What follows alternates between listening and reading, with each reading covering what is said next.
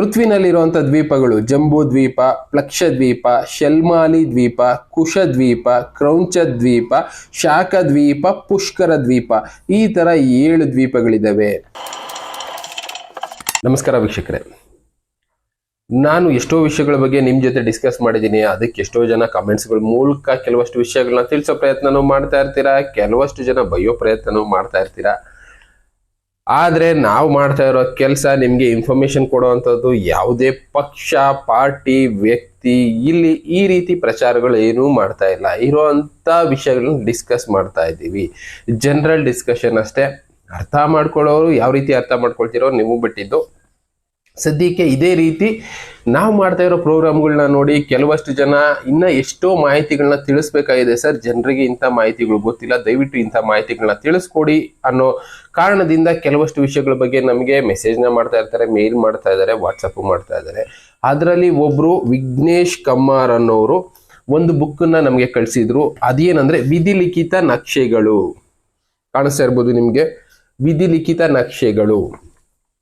ಇದನ್ನ ಇವರೇ ಬರೆದಿರುವಂತ book. North ಕರ್ನಾಟಕದವರು ಇವರು ಇದರಲ್ಲಿರೋ ವಿಷಯಗಳನ್ನ ತುಂಬಾ ಅಧ್ಯಯನ ಮಾಡಿ ಎಷ್ಟೋ ವರ್ಷಗಳ ಕಾಲ ಇದರಲ್ಲಿರೋ ವಿಷಯಗಳನ್ನ ತಿಳ್ಕೊಂಡು ಅದು ಯಾವ ರೀತಿ ಇರುತ್ತೆ ಅನ್ನೋದ್ರ ಬಗ್ಗೆ ನಮ್ಗೆ ತಿಳಿಸುವಂತ ಪ್ರಯತ್ನ ಮಾಡಿದ್ದಾರೆ. ಅಂದ್ರೆ ಭೂಮಿ ಮೇಲೆ ಎಷ್ಟೋ ದೇಶಗಳಿದೆ, ಎಷ್ಟೋ ಖಂಡಗಳಿದೆ, ಎಷ್ಟೋ ದ್ವೀಪಗಳಿದೆ. ಇದು ಯಾವ ರೀತಿ ರಚನೆ ಆಯಿತು, ಯಾವ್ದಾವ್ದಕ್ಕೆ ಏನೇನು ಹೆಸರುಗಳು ಬಂತು, ಆ ಹೆಸರುಗಳು ಹೇಗೆ ಬಂತು ಅನ್ನೋದ್ರು ಕೆಲವಷ್ಟು ಅಧ್ಯಯನ ಮಾಡಿ ಬರೆದಿದ್ದಾರೆ. ಈ ಬುಕ್ ನಲ್ಲಿರುವಂತ ವಿಷಯಗಳನ್ನ ನಾನು ನಿಮಗೆ ತಿಳಿಸ್ತಾ ಹೋಗ್ತೀನಿ. ಇದರಲ್ಲಿ ತುಂಬಾ ವಿಷಯಗಳು ನಾವು ತಿಳ್ಕೊಬೇಕಾಗಿರೋದಿದೆ. ಕೆಲವಷ್ಟನ್ನ ಅವರು ಕನ್ನಡದಲ್ಲಿ ವಿಮರ್ಶೆ ಮಾಡಿ ತಿಳಿಸಿದ್ದಾರೆ. ಅಂದ್ರೆ ಆಫ್ರಿಕಾ ಅನ್ನೋ ಹೆಸರು ಹೇಗ್ ಬಂತು, ಭಾರತ ಅನ್ನೋ ಹೆಸರು ಹೇಗ್ ಬಂತು, ಜಂಬೂ ದ್ವೀಪ ಅಂದ್ರೆ ಏನು, ಈ ತರದನ್ನೆಲ್ಲ ಅವರು ಕನ್ನಡ ಮತ್ತೆ ಸಂಸ್ಕೃತ ಭಾಷೆ, ಇನ್ನ ಪರ್ಷಿಯನ್ ಭಾಷೆ, ಈ ತರದ್ದೆಲ್ಲ ಅಧ್ಯಯನ ಮಾಡಿ ಇದರಲ್ಲಿ ಯಾವ ಪದದಿಂದ ಈ ಹೆಸರುಗಳು ಬಂದ್ವು ಅನ್ನೋದನ್ನ ಒಂದು ರೆಕಾರ್ಡ್ ಮಾಡಿ ಇಟ್ಟಿದ್ದಾರೆ. ಕೆಲವಷ್ಟು ವಿಷಯಗಳು ಅವರು ಇನ್ನ ಅಧ್ಯಯನ ಮಾಡ್ತಾ ಇದ್ದಾರೆ. ಕಲೆಕ್ಟ್ ಮಾಡಿರೋ ವಿಷಯಗಳು ಕೂಡ ಆಗಿದೆ. ಬೇರೆ ಬೇರೆ ಕಡೆಯಿಂದ ಕಲೆಕ್ಟ್ ಮಾಡಿರೋ ವಿಷಯಗಳನ್ನು ಇದರಲ್ಲಿ ತಿಳಿಸಿದ್ದಾರೆ. ಎಲ್ಲೂ ಕೂಡ ತಪ್ಪಿಲ್ದೇ ಇರೋ ಹಾಗೆ ತೋರ್ಸೋದಕ್ಕಾಗೋದಿಲ್ಲ. ಕೆಲವಷ್ಟು ಕಲೆಕ್ಟ್ ಮಾಡೋವಾಗ ವೇರಿಯೇಷನ್ ಇದ್ದೇ ಇರುತ್ತೆ. ಅಂತ ವೇರಿಯೇಷನ್ ಇದ್ರೆ ದಯವಿಟ್ಟು ಅದ್ರ ಬಗ್ಗೆ ಕಮೆಂಟ್ಸ್ ಮಾಡೋದಕ್ಕೆ ಹೋಗ್ಬಿಡಿ. ಯಾಕೆಂದ್ರೆ ಒಳ್ಳೆ ವಿಷಯ ತಿಳ್ಕೋಬೇಕು ಅಂದಾಗ ಕೆಲವಷ್ಟು ವೇರಿಯೇಷನ್ ಇರುತ್ತೆ. ಒಬ್ಬ ವ್ಯಕ್ತಿನ ಅರ್ಥ ಮಾಡ್ಕೋಬೇಕು ಅಂತ ಹೋದಾಗ ಅವನ ಹತ್ರ ಪಾಸಿಟಿವ್ ಇರುತ್ತೆ, ನೆಗೆಟಿವ್ ಇರುತ್ತೆ. ಆದಷ್ಟು ಅವ್ರ ಹತ್ರ ಇರೋ ಪಾಸಿಟಿವ್ನ ನಾವು ಎಕ್ಸ್ಟ್ರಾಕ್ಟ್ ಮಾಡಬೇಕೇ ಹೊರತು ಸಣ್ಣ ಪುಟ್ಟ ನೆಗೆಟಿವ್ನ ಹೈಲೈಟ್ ಮಾಡಿದ್ರೆ ಆ ಪಾಸಿಟಿವಿಟಿ ಅನ್ನೋದು ನಮಗೆ ಸಿಗೋದಿಲ್ಲ.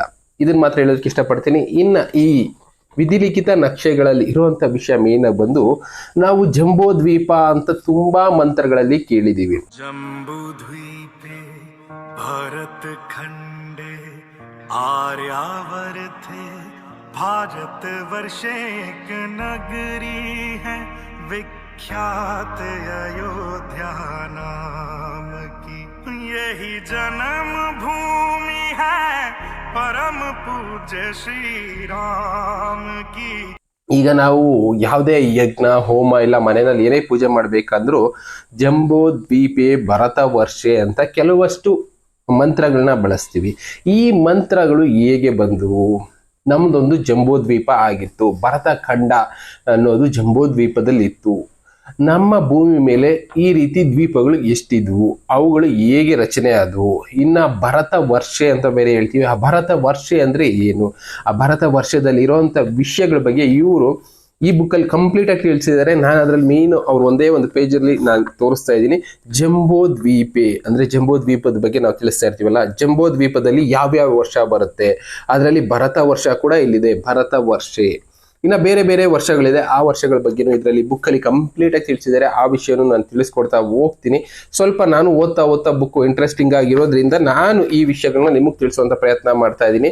ಇನ್ನು ಭರತ ವರ್ಷೆ ಇಲ್ಲಿ ಕಾಣಿಸ್ತಾ ಇದೆ.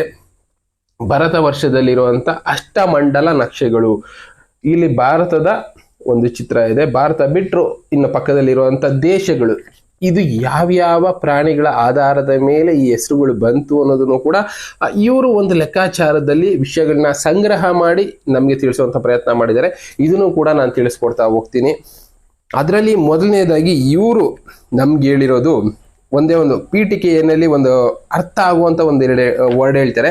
ಅದೇನಂದ್ರೆ ಸರ್ವಜ್ಞ ಎಂಬುವವನು ಗರ್ವದಿಂದಾದವನೇ ಅನ್ನೋ ಒಂದು ಪ್ರಶ್ನೆ ಮೂಡುತ್ತೆ. ಸರ್ವಜ್ಞ ಎಲ್ಲಾನು ತಿಳ್ಕೊಂಡು ಗರ್ವದಿಂದ ಅವನು ನಾನು ಸರ್ವಜ್ಞ ಅಂತ ಹೇಳ್ಕೊಂಡ.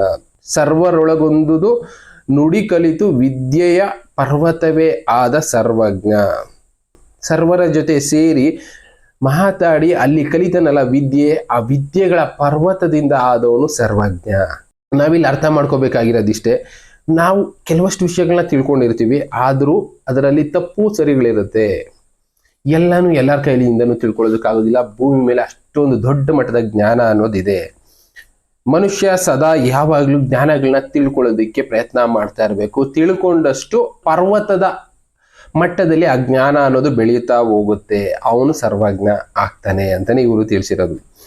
ನಾವು ಮೇಯ್ನಾಗಿ ಈ ಬುಕ್ಕಲ್ಲಿ ತಿಳ್ಕೊಬೇಕಾಗಿರೋದು ಪೃಥ್ವಿನಲ್ಲಿ ಎಷ್ಟು ದ್ವೀಪಗಳಿದ್ವು, ಇನ್ನ ಅದರ ವರ್ಷಗಳು. ಈಗ ಭರತ ವರ್ಷ ಅಂತ ಒಂದೇ ಹೇಳಿದೆ, ಅದನ್ನ ಬಿಟ್ರೆ ಇನ್ನ ಅದರಲ್ಲಿ ಬೇರೆ ಬೇರೆ ವರ್ಷಗಳಿದೆ. ಏನಂದ್ರೆ ಕುರು ವರ್ಷ, ರಮ್ಯಕ ವರ್ಷ, ಇನ್ನ ಹರಿ ವರ್ಷ, ಹಿರಣ್ಯಕ ವರ್ಷ, ಕೇತು ಮೂಲ ವರ್ಷ, ಈ ತರ ಎಷ್ಟೋ ವರ್ಷಗಳಿದೆ.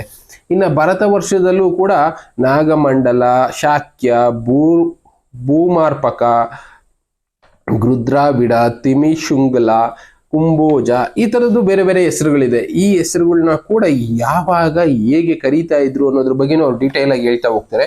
ಅದನ್ನ ತಿಳ್ಕೊಳ್ಳೋಣ, ಯಾಕೆಂದ್ರೆ ಕೆಲವಷ್ಟು ತಿಳ್ಕೊಂಡಾಗ ನಮ್ಗಿನ್ನ ಅದರಲ್ಲಿ ಏನೋ ಒಂದು ಹೊಸದಾಗಿ ಸಿಗಬಹುದು, ಅದಕ್ಕೋಸ್ಕರ. ಇನ್ನು ಜಂಬೋ ದ್ವೀಪದ ಬಗ್ಗೆನೂ ಇವರು ತಿಳಿಸಿದ್ದಾರೆ. ನಮ್ಮ ಪೃಥ್ವಿ ಅನ್ನೋದು ನಾರಾಯಣದಿಂದ ಆದಂಥದ್ದು, ಶ್ರೀಹರಿ ನಾರಾಯಣನ ಇಚ್ಛೆಯಂತೆ ಈ ಬುಕ್ಕನ್ನ ನಾವು ಪ್ರಿಂಟ್ ಮಾಡ್ತಾ ಇದ್ದೀವಿ, ನಾರಾಯಣನಿಂದ ಆದಂಥದ್ದು ಅಂತ ತಿಳಿಸ್ತಾರೆ. ಭೂಮಿ ಮೇಲೆ ಟೋಟಲ್ ಆಗಿ 7 ದ್ವೀಪಗಳಿದ್ದಾವೆ. ಈಗ ವೀರಬ್ರಹ್ಮೇಂದ್ರ ಸ್ವಾಮಿಗಳು ಕೂಡ 7 ದ್ವೀಪಗಳಿದ್ದಾವೆ. 7 ದ್ವೀಪಗಳಲ್ಲಿ ಒಂದು ದ್ವೀಪ ಮಾತ್ರ ಉಳಿಯುತ್ತೆ ಅಂತ ಹೇಳಿದ್ರಲ್ಲ, ಅದೇ ರೀತಿ ಇದರಲ್ಲೂ ಕೂಡ 7 ದ್ವೀಪಗಳ ಬಗ್ಗೆ ಇವರು ತಿಳಿಸ್ತಾ ಹೋಗ್ತಾರೆ. ಪೃಥ್ವಿನಲ್ಲಿರುವಂತಹ ದ್ವೀಪಗಳು ಜಂಬೂ ದ್ವೀಪ, ಪ್ಲಕ್ಷ ದ್ವೀಪ, ಶೆಲ್ಮಾಲಿ ದ್ವೀಪ, ಕುಶ ದ್ವೀಪ, ಕ್ರೌಂಚ ದ್ವೀಪ, ಶಾಖ ದ್ವೀಪ, ಪುಷ್ಕರ ದ್ವೀಪ, ಈ ತರ 7 ದ್ವೀಪಗಳಿದ್ದಾವೆ. ಆ 7 ದ್ವೀಪ ಅಂದ್ರೆ 7 ಖಂಡಗಳು. ನಮ್ಮ ಭೂಮಿ ಮೇಲಿರುವಂತ 7 ಖಂಡಗಳನ್ನ 7 ದ್ವೀಪ ಅಂತ ಕರೆದ್ರು. ಅದಕ್ಕೆ ಹೇಗೆ ಈ ಹೆಸರುಗಳು ಬಂದವು ಅನ್ನೋದನ್ನು ಅವ್ರು ಎಕ್ಸ್ಪ್ಲೇನ್ ಮಾಡ್ತಾ ಹೋಗ್ತಾರೆ. ಇನ್ನ ಪೃಥ್ವಿಯ ಸಪ್ತ ಸಾಗರಗಳು, ಆ ದ್ವೀಪಗಳಿಗೆ ಇತ್ತೀಚೆಗೆ ನಾವು ಬದಲಾಯಿಸಿಕೊಂಡಿರುವಂತ ಹೆಸರುಗಳು, ಆ ಹೆಸರುಗಳು ಕೂಡ ಹೇಗೆ ಬಂದವು ಅನ್ನೋದ್ರ ಬಗ್ಗೆನೂ ತಿಳಿಸ್ತಾ ಹೋಗಿದ್ದಾರೆ. ಆ ವಿಷಯಗಳು ನಾವು ತಿಳ್ಕೊತಾ ಹೋಗೋಣ. ನಾನು 7 ದ್ವೀಪಗಳ ಬಗ್ಗೆ ಹೇಳಿದೆ, ಜಂಬೂ ದ್ವೀಪ, ಪ್ಲಕ್ಷ ದ್ವೀಪ, ಶೆಲ್ಮಾಲಿ ದ್ವೀಪ, ಈ ತರ. ಈ ಹೆಸರುಗಳು ಕೂಡ ಹೇಗೆ ಬಂತು ಅನ್ನೋದನ್ನ ಸಂಕ್ಷಿಪ್ತವಾಗಿ ಅವರು ವಿವರಿಸ್ತಾ ಹೋಗ್ತಾರೆ. ಜಂಬೋ ದ್ವೀಪ ಅಂದ್ರೆ ಜಂಬಕ ಪ್ರಾಣಿಯಿಂದ ಬಂದದ್ದು ಈ ಹೆಸರು. ಜಂಬಕ ಅಂದ್ರೆ ಏನು ಅನ್ನೋದನ್ನು ನೆಕ್ಸ್ಟ್ ಇದರಲ್ಲಿ ಹೇಳ್ತಾ ಹೋಗ್ತೀನಿ. ಇದಕ್ಕೆ ಸೂರ್ಯ ಅಧಿಪತಿ. ಅವರು ಒಂದೊಂದು ಗ್ರಹಗಳನ್ನ ಒಂದೊಂದು ಜಾಗಕ್ಕೆ ಅಧಿಪತಿ ಮಾಡ್ಕೊಂಡಿದ್ರು. ಅಲ್ಲಿ ಅದನ್ನ ಪೂಜೆ ಹೆಚ್ಚಾಗಿ ಮಾಡ್ತಾ ಇದ್ರು, ಅಲ್ಲಿ ಅದರ ಆವಾಹನೆ ಮಾಡ್ತಾ ಇದ್ರು ಅನ್ನೋದನ್ನ ಇವರು ತಿಳಿಸ್ತಾ ಹೋಗ್ತಾರೆ. ಪ್ಲಕ್ಷ ದ್ವೀಪ ಯುರೋಪ್, ಜಂಬೂ ದ್ವೀಪ ಏಷ್ಯಾ, ಶೆಲ್ಮಾಲಿ ದ್ವೀಪ ಆಫ್ರಿಕಾ, ಕುಶ ದ್ವೀಪ ನಾರ್ತ್ ಅಮೆರಿಕಾ, ಕ್ರೌಂಚ ದ್ವೀಪ ಸೌತ್ ಅಮೆರಿಕಾ, ಶಾಖ ದ್ವೀಪ ಆಸ್ಟ್ರೇಲಿಯಾ, ಪುಷ್ಕರ ದ್ವೀಪ ಅಂಟಾರ್ಟಿಕಾ. ಈ ತರ ಒಂದೊಂದು ದ್ವೀಪಕ್ಕೂ ಕೂಡ ಒಂದೊಂದು ಹೆಸರುಗಳಿದೆ, ಒಂದೊಂದು ಖಂಡಗಳಾಗಿ ನಾವೀಗ ಕರಿತಾ ಇದ್ದೀವಿ. ಜಂಬೋ ದ್ವೀಪಿ ಅಂದ್ರೆ ಏನು ಅನ್ನೋದ್ರ ಬಗ್ಗೆ ಇವರು ತಿಳಿಸ್ತಾ ಹೋಗ್ತಾರೆ. ಜಂಬೋ ದ್ವೀಪ ಅನ್ನೋದು ದೊಡ್ಡ ಭೂಪ್ರದೇಶನ ಹೊಂದಿರುವಂತ ಒಂದು ದ್ವೀಪ ಆಗಿದೆ. ಏಷ್ಯಾ ಖಂಡ ಇರೋದ್ರಲ್ಲಿ ತುಂಬಾ ದೊಡ್ಡ ಮಟ್ಟದ ಖಂಡ. ಜಂಬೋ ದ್ವೀಪದ ಮೂಲ ಪುರುಷ ಬಂದು ಸ್ವಾಮಿಯ ಪ್ರಿಯವ್ರತನ ಹಿರಿಯ ಪುತ್ರ ಅಗ್ನಿಧರ. ಜಂಬೋ ದ್ವೀಪ ಜಂಬಕ ಪ್ರಾಣಿಯ ಆಕಾರದಲ್ಲಿ ಸ್ಥಿತವಾಗಿದೆ. ಜಂಬಕ ಅಂದ್ರೆ ಏನು ಅನ್ನೋದನ್ನು ತಿಳಿಸ್ತಾರೆ. ಸೂರ್ಯ ದೇವನನ್ನ ಇಲ್ಲಿ ಪೂಜೆ ಜಾಸ್ತಿ ಮಾಡ್ತಾರೆ. ಜಂಬೋ ಅನ್ನೋ ಪದನ ನಾರ್ಮಲ್ ಆಗಿ ಎಲ್ಲಾ ಕಡೆ ಬಳಸಿರ್ತೇವೆ. ಜಂಬೋ ಫಲ, ಜಂಬೋ ನೇರಳೆ, ಜಾಂಬವಂತ, ಈ ತರ ಎಲ್ಲ ಹೆಸರುಗಳನ್ನ ನಾವು ಕೇಳಿರ್ತೀವಿ. ಅದರಲ್ಲಿ ಇವ್ರು ತಿಳಿಸೋದು ಜಂಬೋ ಅಂದ್ರೆ ದೊಡ್ಡದು, ಹಿರಿತನ ಅಂತ ಕರೀತಾರೆ. ಜಂಬೋ ದ್ವೀಪ ಅನ್ನೋ ಹೆಸರು ಬಂದು ಇದರಿಂದನೇ ಬಂದಿರೋದು, ದೊಡ್ಡ ಭೂಪ್ರದೇಶ. ಜಂಬಕ, ಜಂಬೋ ಇಂದ ಜಂಬಕ ಅಂತ ಬಂತು. ಜಂಬಕ ಅಂದ್ರೆ ಬಕ ಅಂದ್ರೆ ಜಾಸ್ತಿ ತಿನ್ನೋನು, ಬಕಾಸುರನ ಬಗ್ಗೆ ನಾವು ಕೇಳಿರ್ತೀವಲ್ಲ, ಅದೇ ರೀತಿ ಜಂಬೋ, ಜಂ ಅಂದ್ರೆ ಅಧಿಕ, ಬಕ ಅಂದ್ರೆ ತಿನ್ನೋದು, ಜಾಸ್ತಿ ತಿನ್ನುವಂತ ಪ್ರಾಣಿ, ಭೂಮಿ ಮೇಲೆ ಬದುಕುವಂತ ಪ್ರಾಣಿ ಬಂದು ಆನೆ ಆಗಿರೋದ್ರಿಂದ ಜಂಬೋ ಅಂತ. ಆನೆಯನ್ನು ಕೂಡ ಎಷ್ಟೋ ಕಡೆ ಕರೀತಾರೆ ಜಂಬೋ ಅಂತ. ಅದರಿಂದ ಜಂಬೋ ದ್ವೀಪೆ ಅನ್ನೋದು ಶುರು ಆಯ್ತು ಅಂತಾನೆ ಇವರು ತಿಳಿಸಿರೋದು. ಇನ್ನ ಈ ಜಂಬೋ ದ್ವೀಪದಲ್ಲಿ ಸುಮೇರು ಪರ್ವತ ಕೂಡ ಇದೆ. ಇದನ್ನ ಸುವರ್ಣಗಿರಿ ಅಂತಾನೂ ಕರೀತಾರೆ. ಈ ಜಾಗದಲ್ಲಿ ವಿಷ್ಣು ಪರಿವಾರ ಸಮೇತ ವಾಸವಾಗಿದ್ದಾರೆ ಅನ್ನೋದು ಕೆಲವಷ್ಟು ಜನಗಳ ನಂಬಿಕೆ ಕೂಡ ಇದೆ ಅನ್ನೋದನ್ನು ಕೂಡ ಇವ್ರು ತಿಳಿಸ್ತಾರೆ. ಪೃಥ್ವಿನಲ್ಲಿರುವಂತ ನಕ್ಷೆಗಳಿಗೆಲ್ಲ ಇದು ಕೇಂದ್ರ ಸ್ಥಾನ ಅಂದ್ರೆ ಸೆಂಟರ್ ಆಗಿದೆ. ಇಲ್ಲಿಂದನೇ ದಿಕ್ಪಾಲಕರು ದಿಕ್ಕುಗಳ ಗಣನೆಯನ್ನ ಮಾಡ್ತಾರೆ ಅನ್ನೋದು ಇವರ ಅಧ್ಯಯನದಲ್ಲಿ ಗೊತ್ತಾಗಿರೋದು. ಇನ್ನ ಇಲ್ಲಿ 9 ವರ್ಷಗಳಿದೆ ಜಂಬೋ ದ್ವೀಪದಲ್ಲಿ. ಯಾವ್ದ್ಯಾವ್ದು?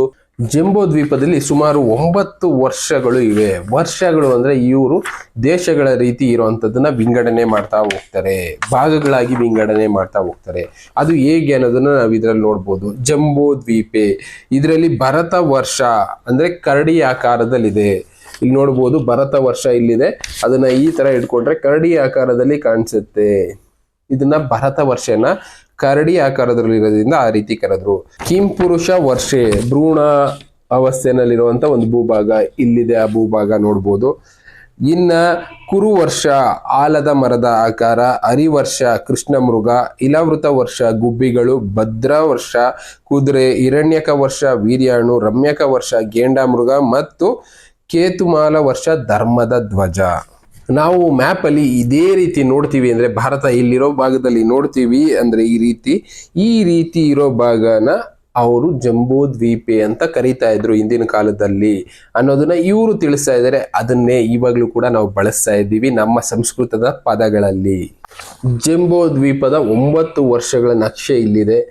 ಈ 9 ವರ್ಷಗಳ ಬಗ್ಗೆನೂ ನಾವು ತಿಳ್ಕೊಬೇಕಾಗತ್ತೆ. ಯಾವ ವರ್ಷಗಳು ಯಾವ ರೀತಿ ಇದಾವೆ. ಅದರಲ್ಲಿ ಭರತ ವರ್ಷ ಕೂಡ ಒಂದಾಗಿದೆ. ಅದನ್ನು ಕೂಡ ನಾನು ತೋರಿಸ್ದೆ ನಿಮಗೆ ಚಿತ್ರದಲ್ಲಿ ಭರತ ವರ್ಷ ಹೇಗೆ ಬರುತ್ತೆ ಅನ್ನೋದನ್ನ. ಭಾರತದ ಮ್ಯಾಪ್ ಇಲ್ಲಿದೆ. ಇದು ಭಾರತದ ಮ್ಯಾಪ್. ಭರತ ವರ್ಷ ಅಂತ ಕರೆದ್ರು. ಭಾರತದ ಮ್ಯಾಪ್ ಇದು ಈಗಿದೆಯಲ್ಲ ಭಾರತದ ಮ್ಯಾಪ್ ಇದು. ಈ ಕಡೆ ಪೂರ್ವ, ಇದು ಪಶ್ಚಿಮದ ಭಾಗ. ಭಾರತದ ಮ್ಯಾಪ್ ಕರಡಿ ಆಕಾರದಲ್ಲಿದೆ. ಭರತ ವರ್ಷ ಅಂತ ಈ ಭಾಗನ ಕರೆದಿದ್ದಾರೆ ಅವಾಗಿಂದ ಕೂಡ ಅನ್ನೋದ್ರ ಬಗ್ಗೆ ಈ ಬುಕ್ಕಲ್ಲಿ ಅವ್ರ ಮಾಹಿತಿ ಕೊಟ್ಟಿದ್ದಾರೆ. ಈ ತರ ಎಷ್ಟೋ ವಿಷಯಗಳನ್ನ ಇವರು ಈ ಬುಕ್ಕಲ್ಲಿ ಕಲೆಕ್ಟ್ ಮಾಡಿ ತಿಳಿಸುವಂತ ಪ್ರಯತ್ನ ಮಾಡಿದ್ದಾರೆ. ಜಂಬೋ ದ್ವೀಪದಲ್ಲಿ ಇರುವಂತ ಒಂದೊಂದು ವಿಷಯನೂ ಇವರು ತಿಳಿಸಿದ್ದಾರೆ. ಜಂಬೋ ದ್ವೀಪೆ ಅಂದ್ರೆ ಆನೆಯ ಆಕಾರದಲ್ಲಿರುವಂತ ದ್ವೀಪ. ಇನ್ನ ಈ ಬುಕ್ಕಲ್ಲಿರೋ ವಿಷಯಗಳನ್ನ ವಿಸ್ತಾರವಾಗಿ ತಿಳಿಸ್ತಾ ಹೋಗ್ತೀನಿ. ಈಗ ಸ್ವಲ್ಪ ಬೇಸಿಕ್ ಮಾತ್ರ ನಿಮಗೆ ತಿಳಿಸ್ತಾ ಇದ್ದೀನಿ. ಭರತ ವರ್ಷೆ ಕರಡಿ ಆಕಾರದಲ್ಲಿರುವಂತ ರೂಪ ಇದು. ಭರತ ವರ್ಷದ ಅಷ್ಟಮಂಡಲ ನಕ್ಷೆ ಅಂತ ಹೇಳಿದ್ದಾರೆ. ಭರತ ವರ್ಷೆ ನಾವು ಕರಡಿ ಆಕಾರ ರೂಪದಲ್ಲಿದ್ದಂತ ಭರತ ವರ್ಷನ ನೋಡಿದ್ವಿ. ಅದನ್ನ ಕೂಡ ಅಷ್ಟಮಂಡಲ ನಕ್ಷೆ ಹಾಕಿದ್ರೆ ಅದು ಕೂಡ ಸಪರೇಟ್ ಆಗಿ ಮತ್ತೆ ಡಿವೈಡ್ ಆಗುತ್ತೆ. ಭರತ ವರ್ಷದಲ್ಲಿ ಇದ್ದಂತ ಜಾಗಗಳು ಅದು ಇದು ಜಾಗಗಳು. ಅದರಲ್ಲಿರುವಂಥ ಜಾಗ ಬಂದು ಭರತ ವರ್ಷದಲ್ಲಿ ಶಾಕ್ಯ ಹ್ಯೂಮನ್ ಫೇಸ್ ಇರುವಂತ ಒಂದು ಭಾಗ, ಅದು ಭಾರತದ ಮಧ್ಯಭಾಗ ಆಗಿದೆ. ಇನ್ನ ಕುಂಬೋಜ ಇದು ಕುದುರೆಯ ಮುಖನ ಹೊಂದಿರುವಂತ ಒಂದು ಭಾಗ ಆಗಿದೆ. ಕುದುರೆ ಮುಖ ಬಂದು ಈ ಕುಂಬೋಜ ಈ ಭಾಗ. ಈಸ್ಟ್ ಇಂಡಿಯಾ ಬಿಟ್ಟು ಸ್ವಲ್ಪ ಮುಂದೆ ಇರುವಂತ ಭಾಗಗಳಿದು. ಅದು ಕೂಡ ಒಂದು ಕಾಲದಲ್ಲಿ ಭರತ ಖಂಡಕ್ಕೆ ಆಗಿದ್ರಿಂದ ಇದನ್ನ ಭರತ ವರ್ಷ ಅಂತ ಕರೆದ್ರು. ಇನ್ನ ಕರಿ ಅಂದ್ರೆ ಆನೆಯ ಆಕಾರ. ಇಲ್ಲಿ ನೋಡ್ಬೋದು ಆನೆಯ ಆಕಾರ ಇರುವಂತ ಭಾಗ ಕರಿ ಅಂತ ಕರೆದ್ರು. ಇನ್ನ ನಾಗ ಈ ಕಡೆ ಪಂಜಾಬ್ ಸರೌಂಡಿಂಗ್ ಅಂದ್ರೆ ನಾರ್ತ್ ಇಂಡಿಯಾದಲ್ಲಿ ಈಸ್ಟ್ ಕಡೆ ಬರುವಂತ ಭಾಗ ನಾಗ ಅಂತ ಕರೆದ್ರು. ಇನ್ನು ಅದನ್ನ ಬಿಟ್ರೆ ಬುರುಲಿ ಬ್ರೌನ್ ಪೆಂಗ್ವಿನ್ ಅದು ಈ ಪಾಕಿಸ್ತಾನ ಸರೌಂಡಿಂಗ್. ಪಾಕಿಸ್ತಾನ ಇನ್ನ ಮರುಭೂಮಿ ಅಂತ ಜಾಗ. ನಾವು ಪೆಂಗ್ವಿನ್ ಬಗ್ಗೆ ಮಾಮೂಲಿಯಾಗಿ ನೋಡಿರ್ತೀವಿ, ಅದು ಐಸ್ಲ್ಯಾಂಡ್ ಅಲ್ಲಿ ಮಾತ್ರ ಇರುತ್ತೆ. ಈ ಬುರುಲಿ ಅನ್ನೋದು ಕೂಡ ಪೆಂಗ್ವಿನ್ ಜಾತಿಗೆ ಸೇರಿದ್ದು, ಆದ್ರೆ ಮರಳುಗಾಡಲ್ಲಿ ಬದುಕುವಂತ ಒಂದು ಪಕ್ಷಿಯಾಗಿದೆ. ಅದರ ಆಕಾರದಲ್ಲಿದೆ. ಇನ್ನ ಗೃದ್ರಾವಿಡ ಗರುಡ ಮಂಡಲದ ಇರುವಂತ ಜಾಗ ಅದು ಇದು ನಮ್ಮ ರಾಜಸ್ಥಾನ. ಇನ್ನ ಈ ಕಡೆ ಗುಜರಾತ್ ಬರುವಂತ ಜಾಗಗಳು ಇದನ್ನ ಗೃದ್ರಾವಿಡ ಅಂದ್ರು. ಇನ್ನ ತಿಮಿಂಗಲದ ಆಕಾರದಲ್ಲಿ ಇರುವಂತ ಭಾಗ ಅದು ಈ ಟಿಬೇಟು ಈ ಚೈನಾ ನಾವೇ ಎಲ್ಲಾನು ಕಬಳಿಸ್ಬೇಕು ಅಂತ ಒಂದು ಪ್ರಯತ್ನ ಮಾಡ್ತಾರಲ್ಲ ಆ ತರದ ಯೋಚನಾ ಲಹರಿ ಇರುವಂತ ಭಾಗ ಆಗಿದೆ ಅದು. ಇದರಲ್ಲಿ ನಾವು ತಿಳ್ಕೊಬೇಕಾಗಿರೋದು ಒಂದೊಂದು ಪ್ರಾಣಿಯ ಅನುಗುಣವಾಗಿ ಮನುಷ್ಯರು ಕೂಡ ಅಲ್ಲಿ ಬದುಕ್ತಾ ಇದ್ದಾರೆ. ನಮ್ಮಲ್ಲಿರುವಂತ ಮನುಷ್ಯನ ಗುಣಗಳು ಯಾವ ರೀತಿ ಈಗ ಹರಡ್ಕೊಂಡಿದೆ ಅನ್ನೋದಕ್ಕೆ ಇವರು ಕಲೆಕ್ಟ್ ಮಾಡಿರುವಂತ ವಿಷಯಗಳಲ್ಲಿ ನಾವು ಅರ್ಥ ಮಾಡ್ಕೋಬಹುದು. ತಿಮಿಂಗಲದ ಯೋಚನಾ ಲಹರಿ ಯಾವ ತರ ಇರುತ್ತೆ, ಒಂದು ಕುದುರೆ ಯಾವ ತರ ಬದುಕುತ್ತೆ, ಕರಡಿ ಯಾವ ತರ ಬದುಕುತ್ತೆ, ಆನೆ ಯಾವ ತರ ಬದುಕುತ್ತೆ, ಎಲ್ಲಾ ರೀತಿನಲ್ಲೂ ಮನುಷ್ಯರು ಒಂದೊಂದು ಗುಣನ ಫಾಲೋ ಮಾಡ್ತಾರೆ. ಈ ಪ್ರಾಣಿಗಳಿಗೆ ಯಾವ ರೀತಿ ಗುಣ ಇದೆಯೋ ಅದೇ ಗುಣಗಳನ್ನ ಮನುಷ್ಯರು ಕೂಡ ಫಾಲೋ ಮಾಡ್ತಾರೆ. ಅದನ್ನೇ ಇದರಲ್ಲಿ ವಿಸ್ತಾರವಾಗಿ ತಿಳಿಸಿದ್ದಾರೆ. ಇನ್ನ ಜಂಬೋ ದ್ವೀಪ ಆದ್ಮೇಲೆ ಎರಡನೇ ಬಂದು ಪ್ಲಕ್ಷದ್ವೀಪ. ಅದ್ರ ಬಗ್ಗೆನೂ ಇವರು ತಿಳಿಸಿದ್ದಾರೆ. ಪ್ಲಕ್ಷದ್ವೀಪ ಅನ್ನೋದು ನಾವು ಯುರೋಪ್ ಪ್ಲಕ್ಷದ್ವೀಪ ಅಂತ ಕರಿತೀವಿ. ಯುರೋಪ್ನ ನೀವು ಮ್ಯಾಪ್ ಅಲ್ಲಿ ಕಂಪ್ಲೀಟ್ ಆಗಿ ನೋಡಿದ್ರೆ ಇದೇ ರೀತಿ ಕಾಣಿಸುತ್ತೆ, ಯುರೋಪ್ ಖಂಡ ಅನ್ನೋದು. ಅದನ್ನ ಅವ್ರು ಯಾವ ರೀತಿ ವಿವರಣೆ ಕೊಟ್ಟಿದ್ದಾರೆ ಅಂದ್ರೆ, ಇದು ಸರೀಸೃಪಕ್ಕೆ ಸೇರಿದಂತ ಒಂದು ಪ್ರಾಣಿ, ಹಲ್ಲಿಗಳ ಜಾತಿಗೆ ಸೇರಿದ ಪ್ರಾಣಿ, ಆದ್ರೆ ದೊಡ್ಡ ಮಟ್ಟದ ಪ್ರಾಣಿ. ಇದರ ಕೆಲಸ ಏನು ಅಂದ್ರೆ, ಇದರ ಕಣ್ಣಿಂದ ಕೆಂಪಾದ ಒಂದು ದ್ರವಗಳನ್ನ ಆಚೆ ಚೆಲ್ಲುತ್ತೆ. ಅದು ಎಲ್ಲಿ ಚೆಲ್ಲುತ್ತೆ ಆ ದ್ರವದಿಂದ ಹಾನಿಗಳು ಉಂಟಾಗುತ್ತೆ.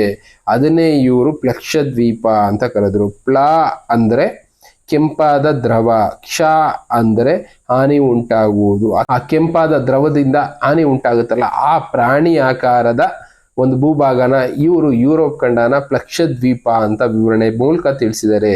ನಮ್ಮ ಭೂಮಿ ಮೇಲೆ ಒಂದಕ್ಕೊಂದು ಸಂಬಂಧ ಇರುತ್ತೆ. ವರ್ಡ್ಗಳು ಕೆಲವೊಂದು ಪರ್ಷಿಯಾದಿಂದ ಬೇರೆ ಬೇರೆ ಕಡೆಯಿಂದ ಇರುವಂತ ಪದಗಳನ್ನ ಕೂಡ ನಾವು ಬಳಸ್ತಾ ಇರ್ತೀವಿ. ಇಲ್ಲಿರೋ ಪದಗಳನ್ನ ಕೂಡ ಬೇರೆ ಬೇರೆಯವರು ಬಳಸ್ತಾ ಇರ್ತಾರೆ. ಅದರ ಆಧಾರದ ಮೇಲೆ ಇವ್ರು ಇದನ್ನ ತಿಳಿಸುವಂತ ಪ್ರಯತ್ನ ಮಾಡಿರೋದು. ಪ್ಲಕ್ಷದ್ವೀಪದಲ್ಲಿ ಕೂಡ 7 ವರ್ಷಗಳಿದಾವೆ. ನೋಡ್ಬೋದು 7 ವರ್ಷಗಳು ನಿಮಗೆ ಕಾಣಿಸ್ತಾ ಇದೆ. ಅದು ಯಾವ್ಯಾವ ರೀತಿ ಇದೆ ಅನ್ನೋದ್ರ ಬಗ್ಗೆನೂ ಅವ್ರು ತಿಳಿಸ್ತಾ ಹೋಗ್ತಾರೆ. ಯುರೋಪ್ ಖಂಡದಲ್ಲಿರುವಂತ ಭೂಭಾಗಗಳು ಯಾವ ರೀತಿ ಇದಾವೆ ಅಂತ. ಅದರಲ್ಲಿ ಕ್ಷೋಮಕ ವರ್ಷ, ಶಾಂತಹಯ ವರ್ಷ, ಆನಂದ ವರ್ಷ, ಸುಖೋದಯ ವರ್ಷ, ಧ್ರುವ ವರ್ಷ, ಶಿಶಿರ ವರ್ಷ, ಈ ತರ 7 ವರ್ಷಗಳು ಕೂಡ ಈ ಪ್ಲಕ್ಷದ್ವೀಪದಲ್ಲಿದ್ದಾವೆ ಅನ್ನೋದನ್ನ ಇವರು ತಿಳಿಸಿದ್ದಾರೆ. ಇನ್ನು ಅದಕ್ಕೆ ನೆಕ್ಸ್ಟ್ ಹೋಗೋದಾದ್ರೆ, ಆ ಒಂದೊಂದ್ರ ಬಗ್ಗೆನೂ ನಿಮ್ಗೆ ವಿವರಣೆನ ನಾನು ಮುಂದಿನ ದಿನಗಳಲ್ಲಿ ಕೊಡ್ತಾ ಹೋಗ್ತೀನಿ. ಆನಂದ ವರ್ಷ ಅಂದ್ರೇನು, ಇನ್ನ ಶಿವ ವರ್ಷ ಅಂದ್ರೇನು, ಶಿಶಿರ ವರ್ಷ ಅಂದ್ರೇನು, ಇವುಗಳ ಬಗ್ಗೆನೂ ಮಾಹಿತಿನ ಮುಂದಿನ ದಿನಗಳಲ್ಲಿ ಕೊಡ್ತಾ ಹೋಗ್ತೀನಿ. ಇನ್ನ ಶೆಲ್ಮಾಲಿ ದ್ವೀಪ ಅಂದ್ರೆ ಆಫ್ರಿಕಾ ಖಂಡ ಜಿರಾಫೆಯ ಮುಖದ ಆಕಾರದಲ್ಲಿದೆ. ಆಫ್ರಿಕಾ ಖಂಡ, ಇದನ್ನ ಶೆಲ್ಮಾಲಿ ದ್ವೀಪ ಅಂತ ಕರೆದ್ರು. ಶೆಲ್ಮಾಲಿ ದ್ವೀಪದಲ್ಲೂ ಕೂಡ 7 ವರ್ಷಗಳಿದಾವೆ. ಅದನ್ನ ಕೂಡ ಇವರು ಡೀಟೇಲ್ ಆಗಿ ಮೆನ್ಷನ್ ಮಾಡಿದ್ದಾರೆ. ಒಂದೊಂದು ವರ್ಷನೂ ಒಂದೊಂದು ಪ್ರಾಣಿಯ ಗುಣಗಳನ್ನ ಹೋಲುತ್ತೆ. ಅಲ್ಲಿರುವಂತ ವ್ಯವಸ್ಥೆಯ ಪ್ರಾಣಿಯ ಗುಣಗಳನ್ನ ಹೋಲುತ್ತೆ ಅನ್ನೋದು ನಾವು ಇವಾಗ ತಿಳ್ಕೊತಾ ಇರೋದು. ಅಲ್ಲಿ ಬದುಕ್ತಾ ಇರುವಂತ ಮನುಷ್ಯರು ಕೂಡ ಇದೇ ರೀತಿ ಕೆಲವಷ್ಟು ಗುಣಗಳನ್ನ ಹೊಂದಿದ್ದಾರೆ. ಪ್ರಾಣಿಗಳ ಆಕಾರನ ಈ ಭೂಭಾಗಗಳು ಯಾವ ರೀತಿ ಹೊಂದಿದ್ಯೋ ಅದೇ ರೀತಿ ಅಲ್ಲಿರುವಂತ ಮನುಷ್ಯರುಗಳು ಆ ಪ್ರಾಣಿಗಳಿಗಿರುವಂತ ಕೆಲವಷ್ಟು ಗುಣಗಳನ್ನ ಹೊಂದಿದ್ದಾರೆ ಅನ್ನೋದಕ್ಕೆ ಸಾಕ್ಷಿಗಳು ಕೂಡ ಸಿಗುತ್ತೆ. ಅವುಗಳ ಬಗ್ಗೆನೂ ಮುಂದೆ ತಿಳ್ಕೊಳ್ತಾ ಹೋಗೋಣ. ಇದು ಕುಶದ್ವೀಪದ ಒಂದು ಚಿತ್ರ ಅವರು ತೋರಿಸಿರುವಂತದ್ದು. ಅಂದ್ರೆ ಉತ್ತರ ಅಮೆರಿಕ. ಕ್ರೌಂಚ ದ್ವೀಪ, ಕ್ರೌಂಚ ಪಕ್ಷಿ ಆಕಾರದಲ್ಲಿ ದಕ್ಷಿಣ ಅಮೆರಿಕ ಇದೆ. ಇದು ಕ್ರೌಂಚ ದ್ವೀಪ. ಈಗ ಹಿಡ್ಕೊಂಡ್ರೆ ನಮಗೆ ಗೊತ್ತಾಗುತ್ತೆ ಕ್ರೌಂಚ ದ್ವೀಪ, ಕ್ರೌಂಚ ಪಕ್ಷಿ ಆಕಾರದಲ್ಲೇ ಇದಿದೆ. ಒಂದೊಂದು ದ್ವೀಪಗಳು ಕೂಡ ಒಂದೊಂದು ಪ್ರಾಣಿ ಆಕಾರದಲ್ಲಿ ರಚನೆ ಆಗಿದೆ ಅನ್ನೋದಕ್ಕೆ ಇವರು ಕಲೆಕ್ಟ್ ಮಾಡಿರುವಂತ ಇನ್ಫಾರ್ಮೇಶನ್ಗಳು ಸಾಕ್ಷಿಯಾಗುತ್ತೆ. ನೆಕ್ಸ್ಟ್ ಬಂದು ಶಾಖ ದ್ವೀಪ, ಅಂದ್ರೆ ಆಸ್ಟ್ರೇಲಿಯಾ ಭೂಭಾಗ ಯಾವ ತರ ಇದೆ ನೋಡ್ಬೋದು. ಇಲ್ಲಿ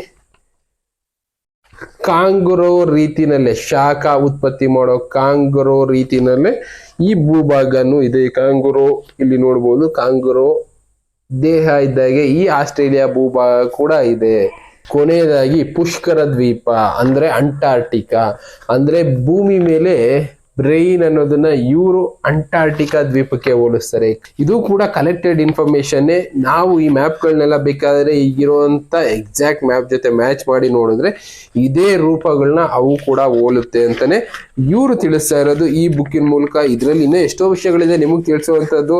ಒಂದೊಂದೇ ವಿಷಯಗಳನ್ನ ನಾನು ಇದರಲ್ಲಿರೋದನ್ನ ಓದಿ ನಿಮಗೆ ತಿಳಿಸ್ತಾ ಹೋಗ್ತೀನಿ. ಸದ್ಯಕ್ಕೆ ನಿಮಗೆ ತುಂಬಾ ಜಾಸ್ತಿ ಇದ್ರ ಬಗ್ಗೆ ತಿಳ್ಕೊಬೇಕು ಅನ್ನೋರು ನೀವು ಈ ಬುಕ್ನ ಬೈ ಮಾಡ್ಬೋದು. ಇದರಲ್ಲಿರೋ ವಿಷಯಗಳನ್ನ ಓದಬಹುದು. ಆವಾಗ ನಿಮಗೆ ಗೊತ್ತಾಗುತ್ತೆ ಯಾವ ರೀತಿ ಈ ವಿಧಿಲಿಖಿತ ನಕ್ಷೆಗಳು ಈ ಭೂಮಿ ಮೇಲಿರೋ ಭೂಭಾಗಗಳನ್ನ ನಮ್ಮ ಕೈಲಿಂದ ಅಂತೂ ರಚನೆ ಮಾಡೋದಕ್ಕಾಗೋದಿಲ್ಲ. ಇದು ವಿಧಿ ಅನ್ನೋದು ಮಾಡಿರುವಂಥದ್ದು. ಭೂಭಾಗಗಳು ಮೂವ್ ಆಗ್ತಾನೆ ಇರುತ್ತೆ, ಒಂದಕ್ಕೊಂದು ಹೋಗಿ ಟಚ್ ಆಗ್ತಾ ಇರುತ್ತೆ, ಅಟ್ಯಾಚ್ ಆಗ್ತಾ ಇರುತ್ತೆ. ಜಂಬೋ ದ್ವೀಪ ಅನ್ನೋದು ಯಾವುದೋ ಒಂದು ಕಾಲದಲ್ಲಿ ಇತ್ತು. ಈಗೇನಾಗಿದೆ, ಜಂಬೋ ದ್ವೀಪ ಹೋಗಿ ಈ ಕಡೆ ಈಗ ಯುರೋಪ್ ಕಂಟ್ರಿಗೂ ಸೇರ್ಕೊಂಡಿದೆ. ಹೀಗೆ ಒಂದೊಂದು ಭೂಭಾಗ ಮೂವ್ಮೆಂಟ್ ಆಗ್ತಾ ಇರುತ್ತೆ. ಆಗಿನ ಕಾಲದಲ್ಲಿ ಹೇಗೆ ಹೆಸರುಗಳು ಬರ್ತವೆ ಅವಾಗವಾಗೆ ಈ ಹೆಸರುಗಳು ಕೂಡ ಚೇಂಜ್ ಆಗ್ತಾ ಇರುತ್ತೆ. ಅದನ್ನೇ ಇವರು ತಿಳಿಸಿರುವಂತದ್ದು. ಪ್ರಾಣಿಗಳ ದೇಹದ ಆಕಾರದಲ್ಲಿ ಈ ದ್ವೀಪಗಳು, ಈ ದೇಶಗಳು ಡಿವೈಡ್ ಆಗ್ತಾ ಹೋಗಿದ್ದಾವೆ. ಇದು ಭೂಮಿನಲ್ಲಿ ಆಗ್ತಾ ಇರುವಂತ ಬದಲಾವಣೆಗಳು. ಇದನ್ನೇ ಅವರು ಹೇಳಿದ್ದು ವಿಧಿಲಿಖಿತ ನಕ್ಷೆಗಳು. ಇದನ್ನ ನಾವು ಮ್ಯಾನ್ಯಲಿ ಕೂತ್ಕೊಂಡು ಮನುಷ್ಯ ಡಿಸೈನ್ ಮಾಡೋದಕ್ಕಾಗೋದಿಲ್ಲ. ಇದು ಭೂಮಿ ತನ್ನ ಪಾಡಿಗೆ ತಾನು ಮಾಡ್ಕೊಳ್ಳುವಂತ ಮಾರ್ಪಾಟು, ಅದು ಆ ಆಕಾರದಲ್ಲಿರುತ್ತೆ. ಅದ್ರ ಬಗ್ಗೆ ಇನ್ನ ಅರ್ಥ ಮಾಡ್ಕೋಬೇಕಾಗಿದೆ. ಏಕೆಂದ್ರೆ ಒಂದೊಂದಕ್ಕೂ ತುಂಬಾ ಡೀಟೈಲಿಂಗ್ ಆಗಿ ಇವರು ತಿಳಿಸಿದ್ದಾರೆ. ಅಲ್ಲಿ ಬದುಕ್ತಾ ಇರುವಂತ ಜೀವನ ಯಾವ ತರ ಇರುತ್ತೆ, ಅವರು ಯಾವ ರೀತಿ ಬದುಕ್ತಾ ಇರ್ತಾರೆ, ಆ ಹೆಸರುಗಳು ಹೇಗ್ ಬಂದ್ವು, ಒಂದೊಂದೊಂದು ತಿಳ್ಕೊಳ್ತಾ ಹೋಗೋಣ. ಇನ್ನು ತುಂಬಾ ಇದೆ ಈ ಬುಕ್ ಬಗ್ಗೆ ತಿಳ್ಕೊಳ್ಳೋ ಅಂಥದ್ದು. Thank you. ಮತ್ತೆ ಸಿಗೋಣ. Good by.